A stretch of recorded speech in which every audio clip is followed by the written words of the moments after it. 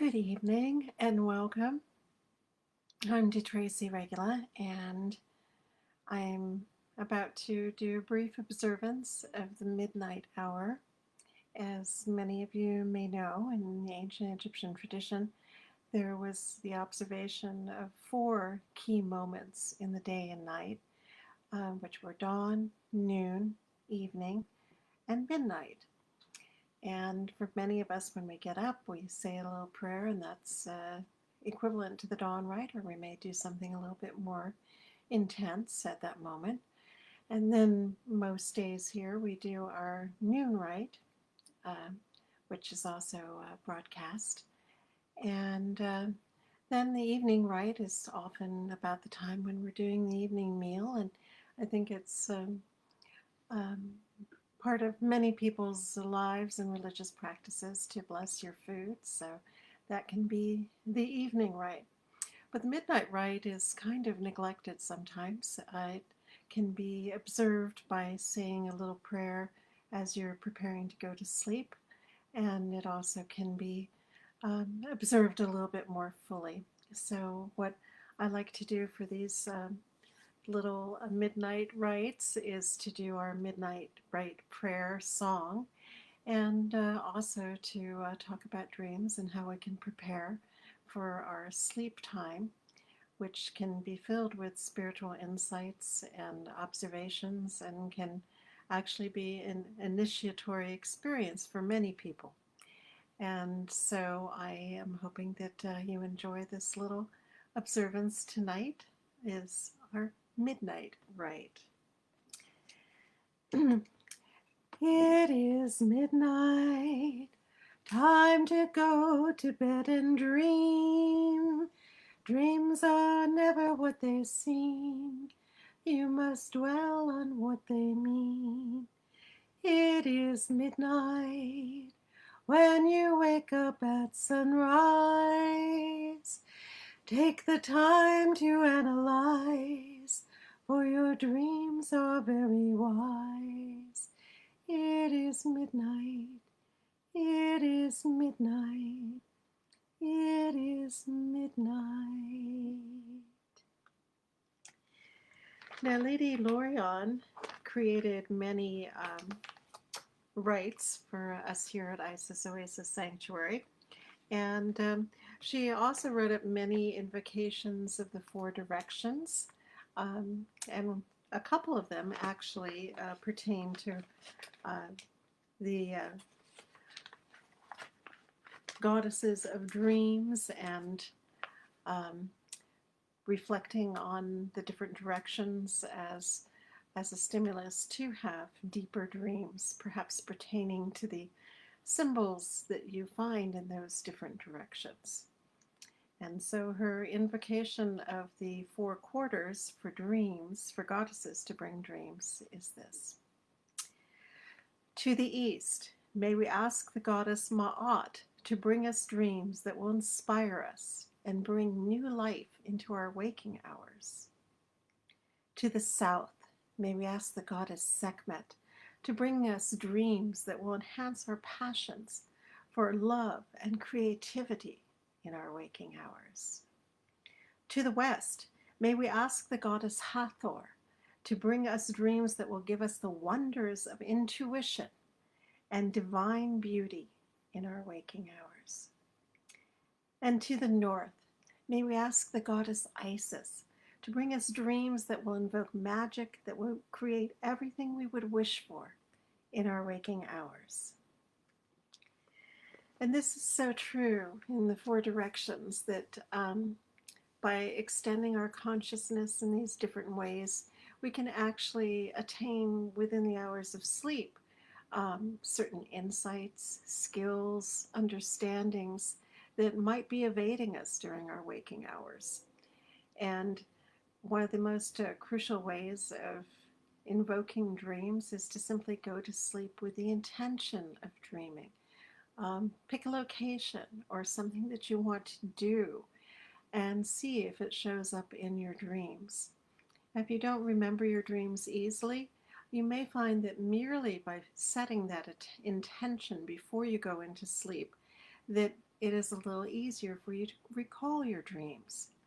So it's very simple and it doesn't have to be complicated. It can be one that I did recently. I just thought I'd like to go swimming in my sleep. I would like to have dreams of water and swimming.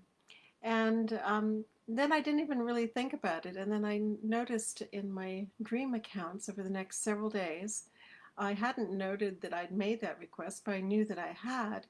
Um, Suddenly my dreams were reflecting swimming situations. In one, I was in a big pool with a lot of other people.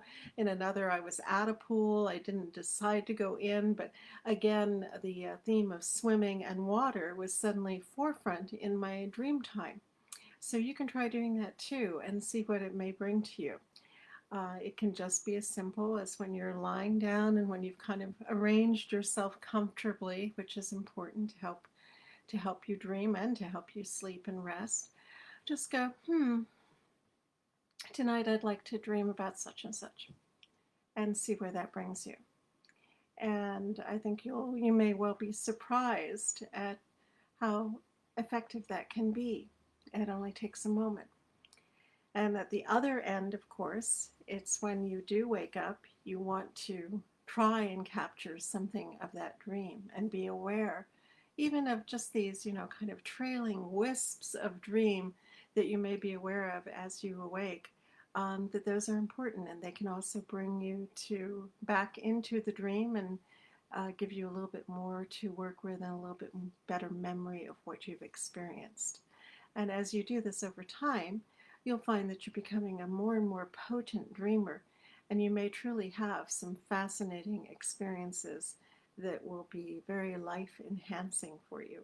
Because ironically, the time spent in dreaming can be incredibly practical and empowering in our everyday mundane lives. So don't short yourself on this wonderful experience of direct understanding of other worlds and situations and of yourself that can be had just in your sleep. So, anyway, if you have any dreams that you'd like to share or something that you'd like to comment on, please do so in the comments, and I'll be glad to do what I can with you on helping you understand your own dream language, because it is different for everyone. And what we do when we try to interpret a dream for someone else, we often are interpreting ourselves much more. It's almost as if we're giving our own interpretation of that dream as if it were our own dream. And that's a practice that dream teacher Robert Moss employs, that you always discuss someone else's dream with the caveat, if it were my dream, I'd think that this was happening. And that's very good advice, because if the zookeeper dreams of escaping snakes all over, that's one thing. If it's you dreaming of escaping snakes all over, that's something else again. And if it's someone who's never even heard of a snake, or an alien creature that doesn't have snakes on their planet or something, all of these things definitely influence how that dream would be interpreted. And you have to always take into consideration that context. And then it can be really amazing discovering what your own inner dream language is teaching you, and how deep the symbols and archetypes and information can go, and how so much of what we dream can be verified to be valid later. I had a very intense dream once of being at Glastonbury Abbey, and I was a woman there, and I believe I was a nun there. And all of this flies in the face of what I consciously knew about Glastonbury Abbey at that time. And I was running from one section of a second-story building into another section of a building. And there was like a scaffolding between the two buildings, where it was kind of risky. You actually had to, put your foot on something that, was not that perfectly stable to get across to the other's building. And so many other things happened following that. But I remembered very distinctly of running between these two buildings and being high up and having this scaffolding that I had to scramble over. And I was, I was a teenager at the time of this dream, so I hadn't soaked myself in deep research about Glastonbury Abbey or any place else. I only had a vague sense of it being connected with some Arthurian legends and so on. It was very, very vague. And but some years later, um, when I was at university, I came across a huge book on the construction of, I think it was, something like the construction of abbeys in England or something. One of these, grand, large formats or Victorian books that had been produced, and it had happened to be there at my university library. And so I sat down with it and I looked at Glastonbury, and by that time I'd done some more research on Glastonbury because of this dream. It had caught my attention, and I wasn't sure why I had dreamed of this, and several things within the dream were contrary to what I thought I knew consciously, because I knew there were monks at the abbey. I didn't think there were nuns, but it turns out that there was a big convent in Glastonbury, at Wiriall Hill, which was just very close to Glastonbury Abbey, so there would have been nuns and monks mingling to some degree. Um, and also they had, just they had women servants at Glastonbury Abbey. So I don't know if I was picking up on that or not, but they actually had, women who were serving the monks and taking care of some of the functions there and so on. But this is never mentioned, and so I have no reason to think of that. I really had, that came out of, much deeper research a long time after. But in this book on the architecture, that included the architecture of Glastonbury Abbey, I was fascinated to discover that from what I remembered of my, flight across the Abbey between these two buildings, that there actually had been two buildings at Glastonbury Abbey that were separate buildings, and that at a specific year they had decided, for convenience, to join them. And so they had, in fact, built between them so you could go from the second story of the one building into the second story of the other building, and where there'd been just a gap and solid walls and everything, they actually changed it, and so you could then go between those two buildings. And quite frankly, there's no way I would have known that. All this information did exist. It certainly was not information that I could have gotten through any normal means. And that was a very validating dream for me, to teach me that dreams could really convey some incredible information, and sometimes that information could be validated.